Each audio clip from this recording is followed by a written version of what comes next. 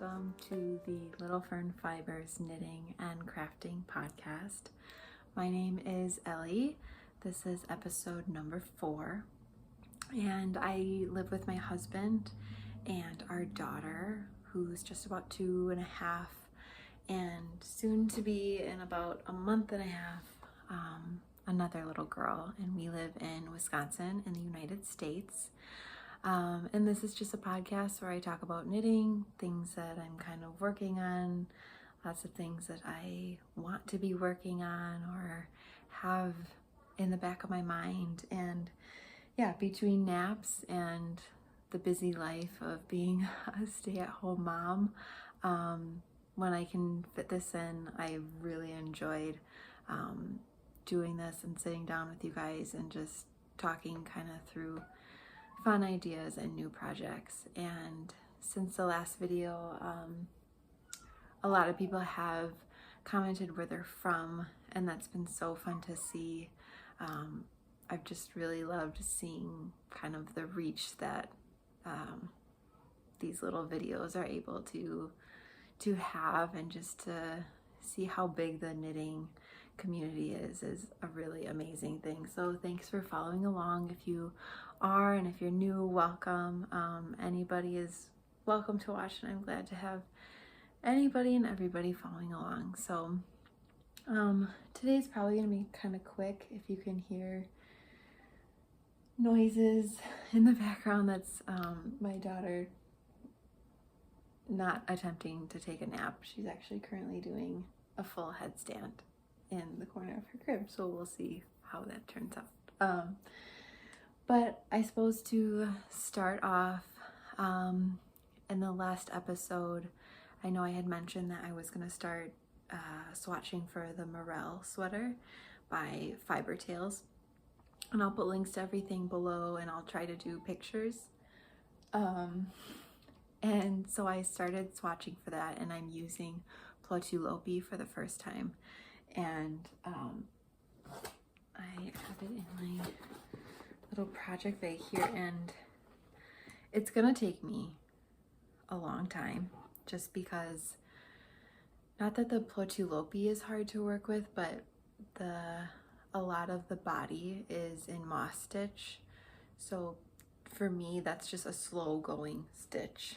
It's a knit, knit, purl, purl, knit, knit, and then you flip flop when you get to the next row. So all the knits, then you would purl, and it creates kind of like a nice seated looking stitch. But I swatched, I got gauge, and with the recommended needle size, and I cast on, and here is what we have going so far.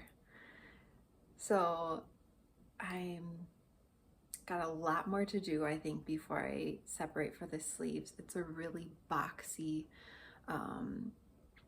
loose fitting sweater. So I know I have a lot more kind of slow increasing to do before I separate for the sleeves. But here it is so far. I really like it. I love Plotulopi, using that so far.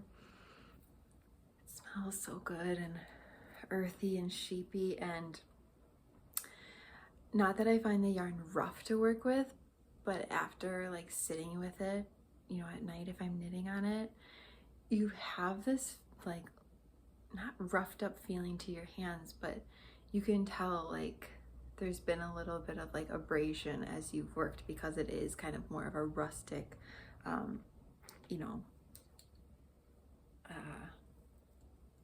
textured yarn. And so it's just like pencil roving. So I'm not gonna do it because I'm like right at the end. I should probably just do it on the end, but I can literally just pull this apart. There was a few parts where pulling it out of my project bag, I wasn't being too mindful of that, and it did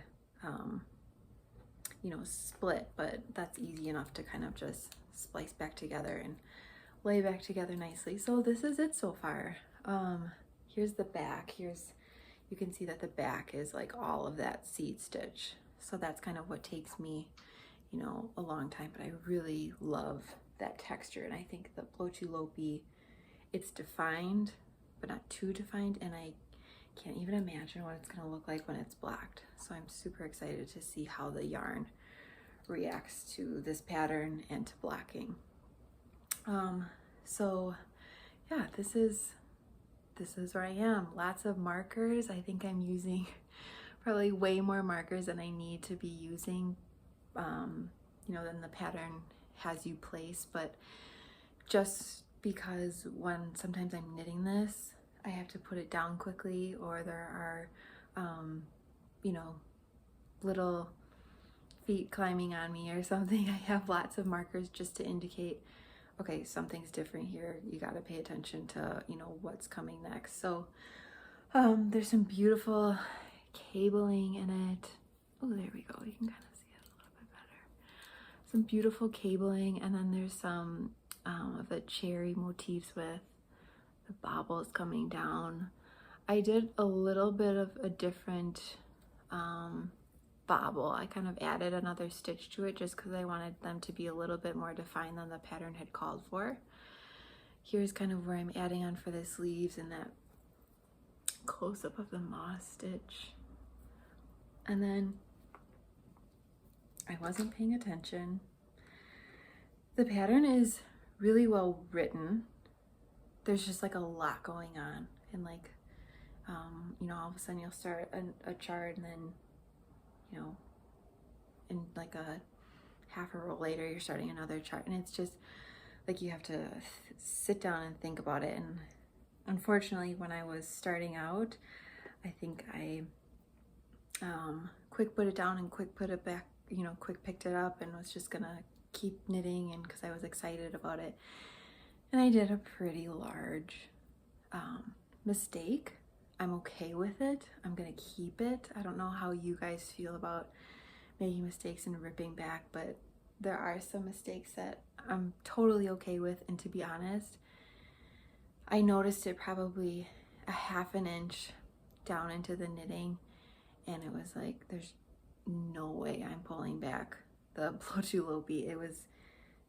That would have been more of a mess than just leaving the mistake that I did make. So actually holding it up, you can't totally see it, but I'm gonna show it because it's there, and it's just gonna add a little character to it. So this motif here with like the diamond patterning, behind all of these elongated stitches is knit stitches, stockinette.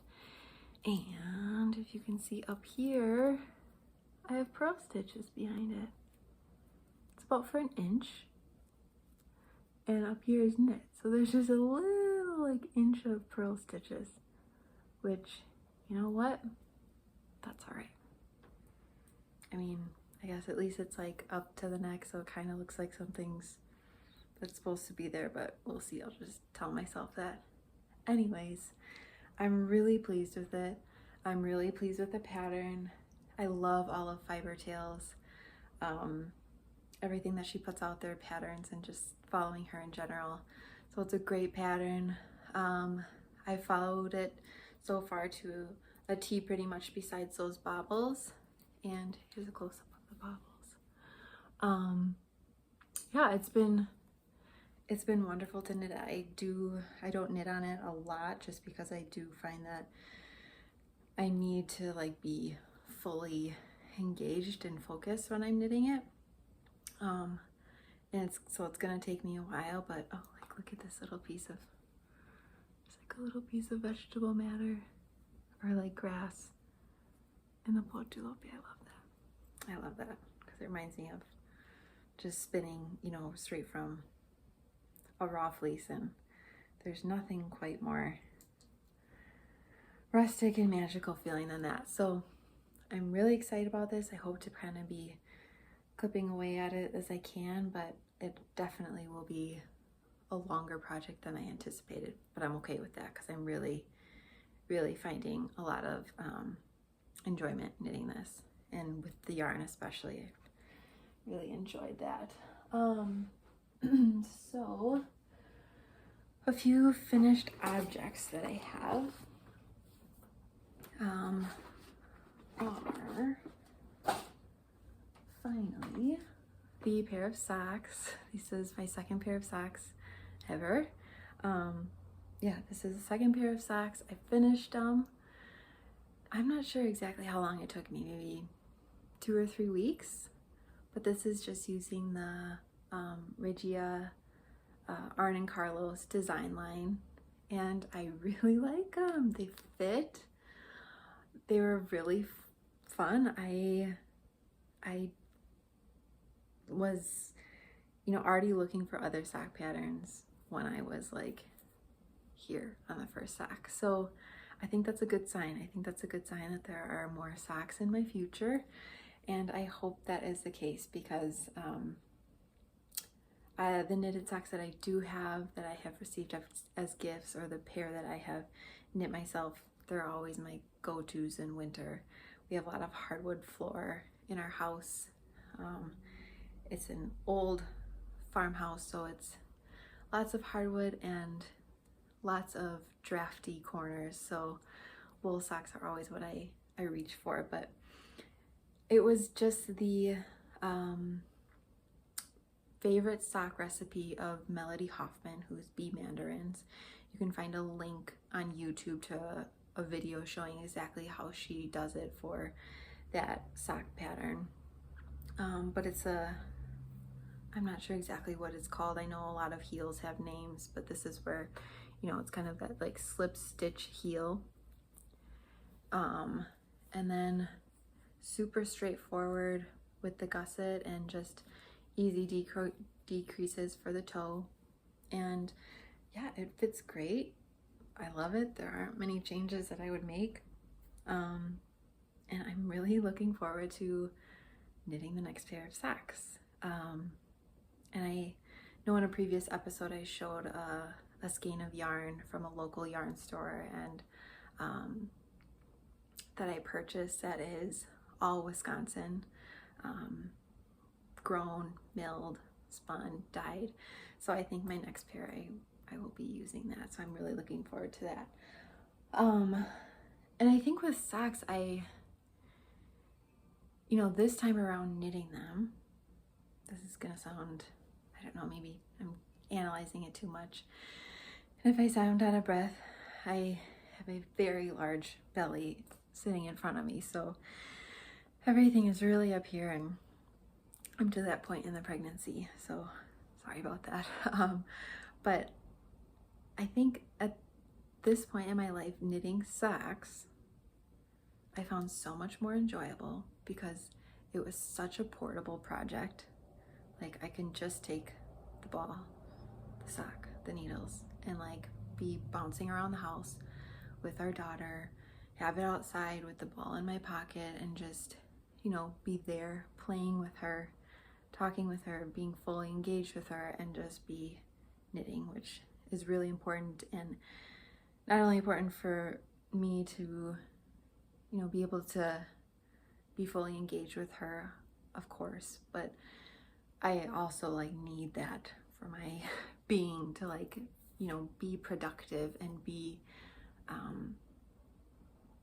using my hands and doing something, I don't know, productive for myself.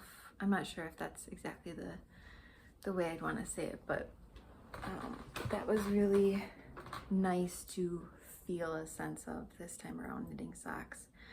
And I think another thing about socks was there was enough little breaks in the pattern, where you start the leg, or where you start the instep, and then where all those little kind of milestones that you get to with the socks, it's enough to keep you going, okay, I'm almost there. And then once you get that, it's okay, now just this one. If I did one sock, I can do another one. So it was really fun in that sense, that the pace of the knitting and the pattern is enough to keep you engaged and going. So I'm really looking forward to trying another maybe pattern, just to kind of figure out what my favorite recipe is. and kind of combine things, see what works, see what doesn't, see what fits best, see what doesn't. But for right now, this is a full success. So fun. I love the yarn, and I'm really, really looking forward to wearing them. And so with it came in a 100-gram ball, and with the 100 grams, I think I just use a 2.5 millimeter needle. But after these two skeins, I had 28 grams left. So what I'm doing with that 28 grams is knitting a little sock for my daughter. I thought a little Christmas sock. I have some contrasting color. This is actually the goldenroddy color from the wool and honey sweater that I just finished a month or so ago. So I have that as the cuff. I just use that for the heel flap, and I'm also going to use that as the toe, but I'm using that Arne Carlos design line obviously for the rest. And I actually started this like 2 days ago, so this has been a really fast project. It's so easy to carry around. I think because my daughter knows it's for her. Like, we were sitting at lunch today and I was knitting on it, and she said, "Mama, knit." Actually, she says, "Mama, neat." And I was telling her, these are socks for you. I'm gonna finish them and knit them for you, and you know, we can have matching socks. And she stuck out her foot so that I could put it on her because I think she was excited to try them on. So far so good. They fit with a little bit of room to spare, so that's always good with knitting small toddler things. So yeah, this is a super fun project. I think maybe this will be, you know, a fall little gift or a Christmas gift or something. But that's been fun to see progress so fast. And the pattern that I'm using is actually from a book that I picked up at the library called maybe Sock Knitting in Norway. It's just a basic toddler pattern. It actually called for a 2x1 ribbing along the leg, but I just kind of used the numbers and just did a regular stockinette stitch. I'll put a link to the book or a picture of the book here. There was some really beautiful patterns and a couple others that I definitely want to make with that. So that's that. And then along the same lines of things for my daughter, and I suppose daughters, because they will be passed down for sure. But I actually just started and finished my first test knit. I've never done a test knit before. I've always really been intrigued by the idea. And you know, when you see a lot of people that I follow on Instagram will be test knitting, it's like, how do they get to do that? Like, I want to do that. You know, am I worthy? Am I a good enough knitter? Am I, you know, I don't know. So I was always intrigued by the idea, but never thought, you know, I would get to. I'm not sure. It just seemed out of reach to me. But there's a woman that I follow, her account, her name is Paula, Autumn Poppy Designs, I think. I'll again link it here, but I followed her and she does a lot of really sweet patterns, lots of socks and other things for kids and toddlers. And she had a test call going for it was called the Flower Child Jumper, and I'm assuming it will be released this fall. But she put it out there. I messaged her and she let me join in with the test knitting, so I was super excited. And literally she sent the pattern. It was like, all right, got the yarn, let's go. So like, I swatched probably within the half hour of receiving the pattern because I was super excited about it. So this is the final sweater. I have yet to weave in the ends. It is all blocked. I finished it maybe, let's see, I started it, I'm not exactly sure when. It maybe took me 3 weeks, 2 or 3 weeks. And that was with, you know, finishing the socks and working on the Morel sweater. So it was a fairly quick knit. It's fingering weight yarn. I'm going to make sure that what I'm showing you and talking about with this pattern is okay with Paula, because I don't want to step on any of her toes. But it was a beautiful pattern to follow. There's lots of different sizes. I think it went from 12 months up to maybe 10 or 12 years maybe. And I did the size 4 for 4 years old. And it's so sweet. It just has simple raglan yoke here and a picked up neckline, just a simple neckline. I played with the idea of having the cream color as the neckline, but I don't know. I thought that might be, I don't know. I'm okay with how this looks. I think it looks sweet, and this is what the pattern called for. So the fun part is this bottom kind of like tutued lace eyelet edging, really beautiful motifs in there. I love the repeat. It was really easy to follow, really easy the way she wrote it out. And I chose white just because I kind of wanted to have it be like reminiscent of like a lacy feel, like a, you know, lace doily feel almost. So these are actually both Cloudborn yarns. I had that in my stash. I had this beautiful lavender, kind of variegated lavender, and then just this cream here. And I thought they went well together and were, you know, good contrast and had that lace effect. So I finished it. I'm really excited for her to release this, and I hope it's really well received. And it knit up really pretty quickly, and yeah, it'll be fun to see the color combinations that other people choose. But I was really happy with it, and so fun to participate in it. There's not much that I changed about the pattern.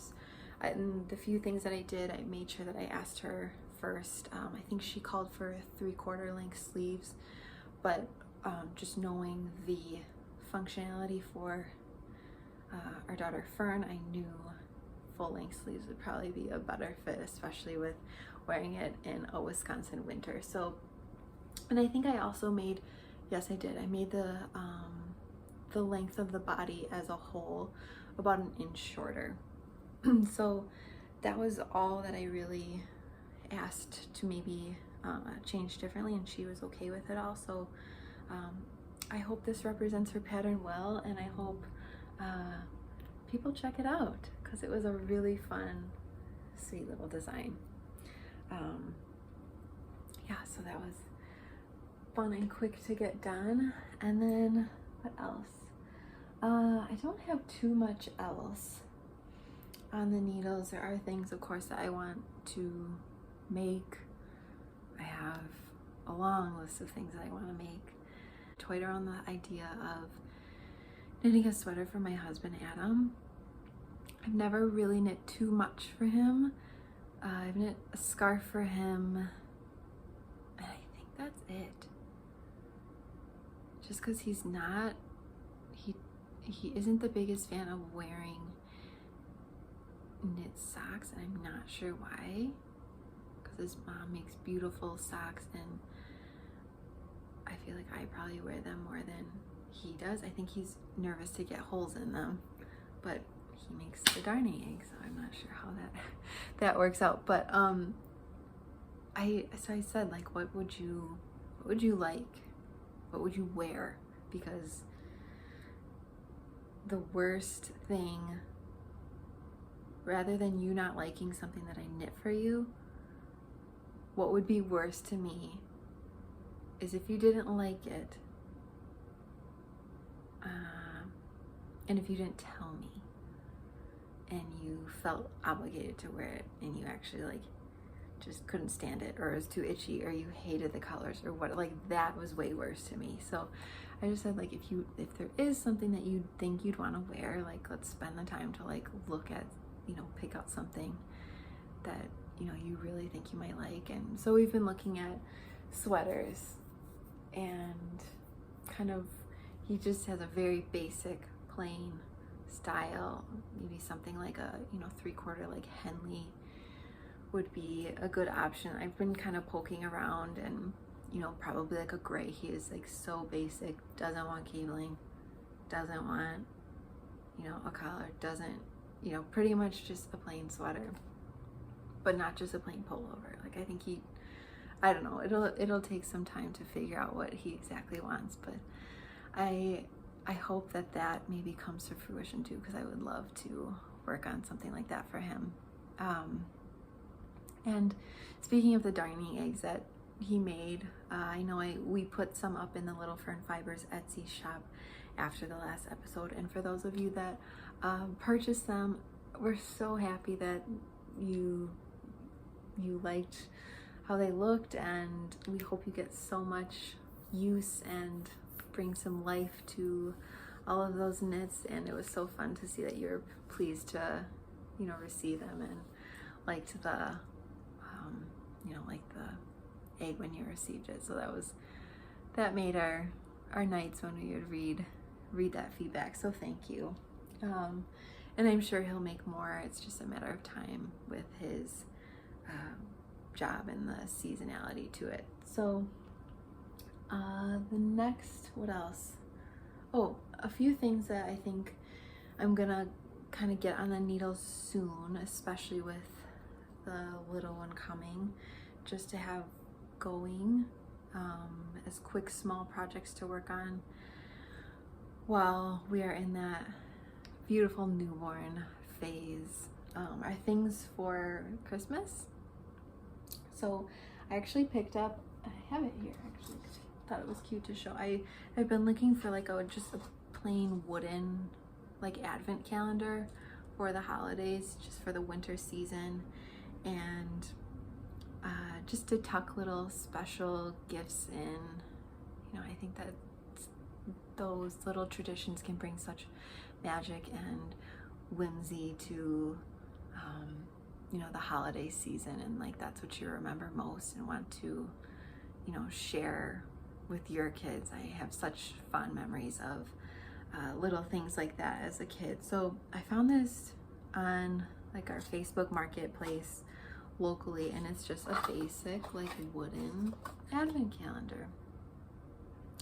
It's like a little barn. Maybe I'll jazz it up a little bit and put some decorations or something on here, but I thought it was so sweet, and just to tuck little gifts in for our daughters over the years will be so fun. Little, I don't know, sweet little, hopefully handmade things. I know there's a few things Adam wanted to make for them this year, and so I've been kind of trying to brainstorm what I could, you know, get going and working on for that. And there's a pattern, it's a free pattern. I'll put a picture here.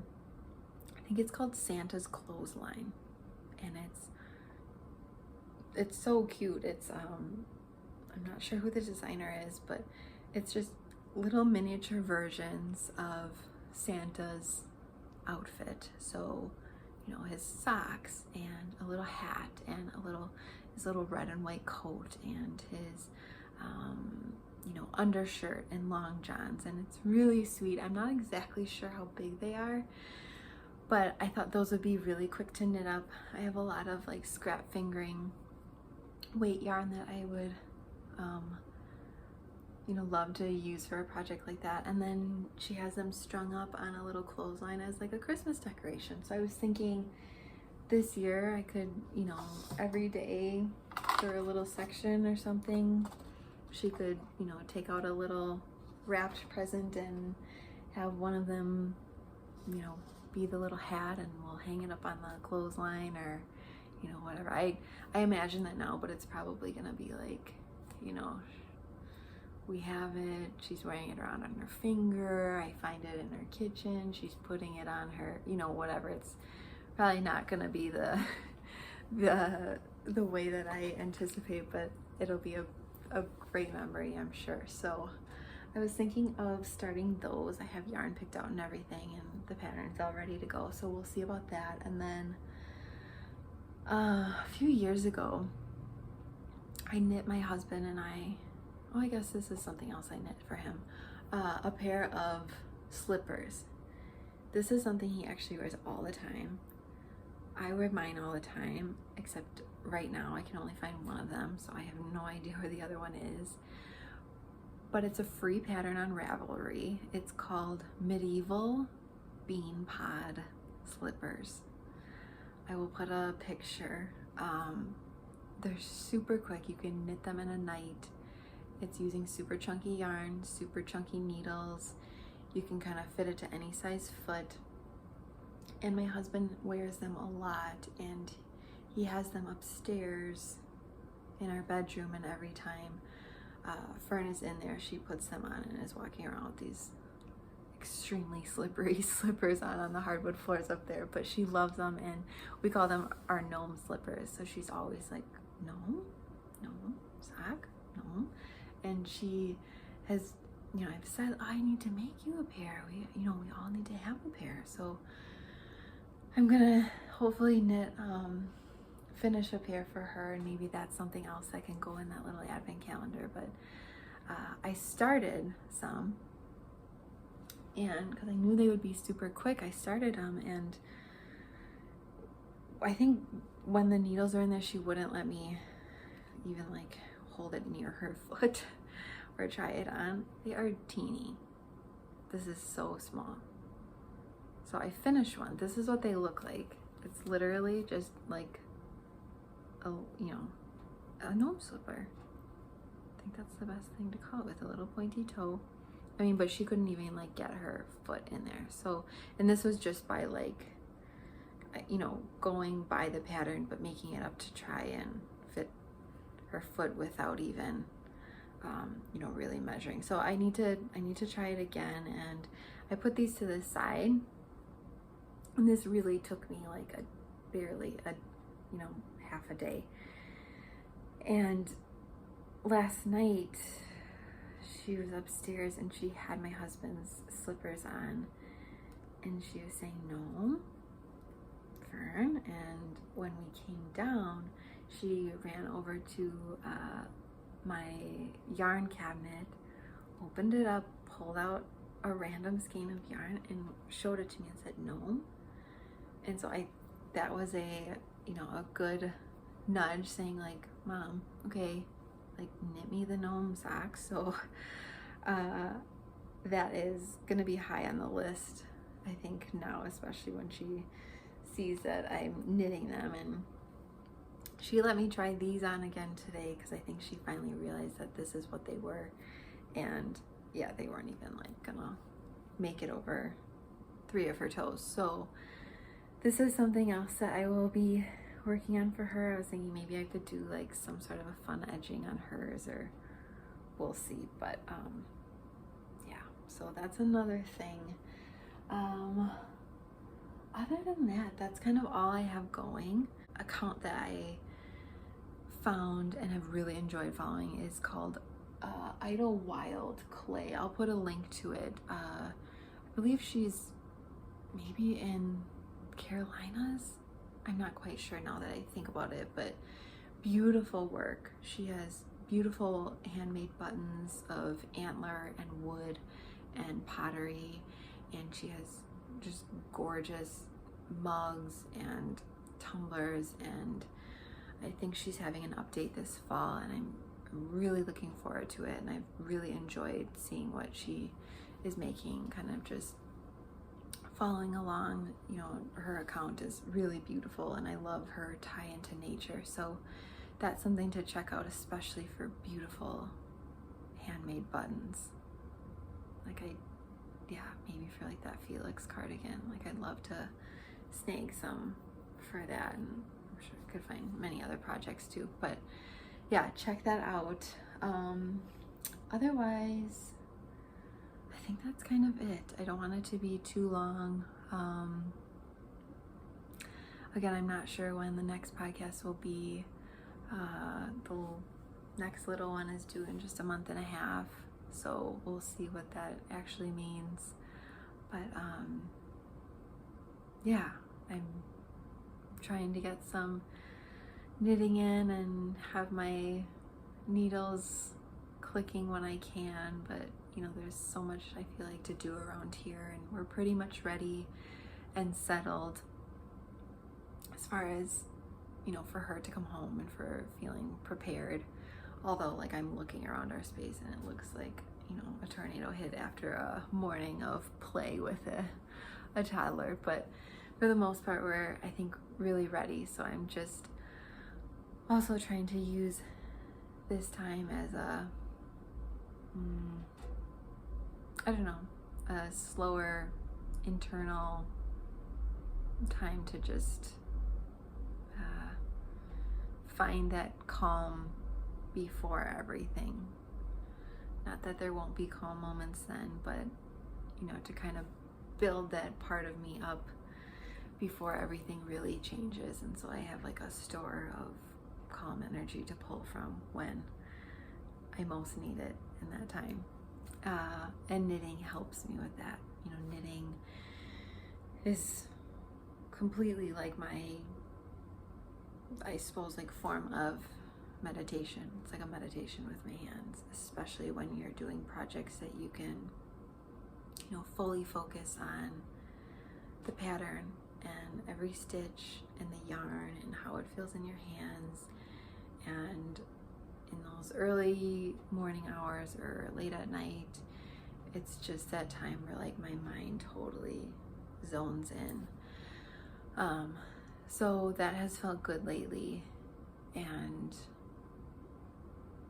another thing I've been thinking about when I've been knitting is it's one of those few things in life, there's really not that many that I can think of, that uses all 5 senses. I went to culinary school in the middle of my college years. I took a year off and I went to a culinary school, and that was another thing that I found in life that is all 5 senses. And like for me, that is a very grounding and wholesome thing when you can find a task or a hobby that has use of all 5 senses, because you're feeling the yarn, you're feeling the texture, you're listening to, like, when you knit, you have like a rhythm, like your own rhythm, and you can hear that with the stitches. You know, it's such a, like a repetitive, I don't know, almost like mantra with your needles and the yarn. And you can smell it. You can smell the sheepy wool.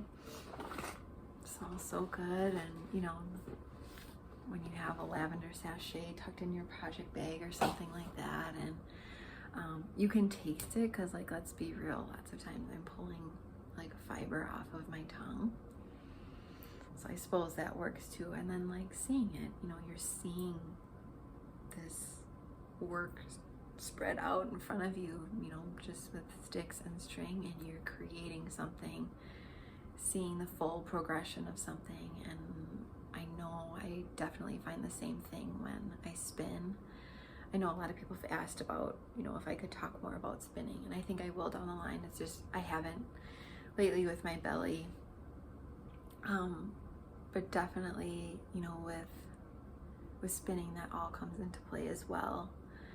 And there's something about it with like raw fibers and working, you know, directly from a raw fleece, and even doing like that washing process and carding process before adds to all of those senses and feelings that get wrapped up into your projects, and that creates that connection. Yeah, and that like relationship that you have with the fiber or with the project that you're making. So yeah, and those feelings just give me warm, I don't know, warm, relaxed, comforted feelings. And so yeah, I've just been really enjoying that part of knitting lately. and I feel like I've had a myriad of projects, you know, going right now and each project has a different feel to it. So like when I need something that's calming, I'll pick up this one. When I need something where like, okay, Ellie, like, you know, you gotta get like things churned up in your mind a little bit, or, you know, press the restart button. Okay, I'll pick up this one. And I'm not sure if you have projects going like that, or multiple projects that allow you that, you know, wide range of feelings or connections. But I find that when I do have multiple projects, that's a good way for me to have that and to touch all those points. But yeah, that was kind of a little side note there, but I do hope to talk about spinning soon, because I love that so much. And you know, we don't have our store currently open just because with things right now that we wouldn't be giving the time or sending out the energy and the yarn that I spun that I would want to be sending out, because I want to, you know, make sure I'm giving it my all, and I don't think right now is the time for that, and that's okay. So I think with that, she's asleep, by the way, that's good. But thanks for following along. I'm so glad you're here if you are, and I hope you find some quiet time to kind of sit back and maybe delve into those deep knitting thoughts, or not, just, you know, get some stitches on your needles. I always like to think of that. I hope all of your needles are full right now with beautiful yarns and fun projects. And you know, as we enter into the fall season in the Northern Hemisphere, there's not much better, and I feel like all knitters have that you know, collective feeling about this time of year. So enjoy all of it, and until the next time, whenever that is, I will see you soon. Thanks.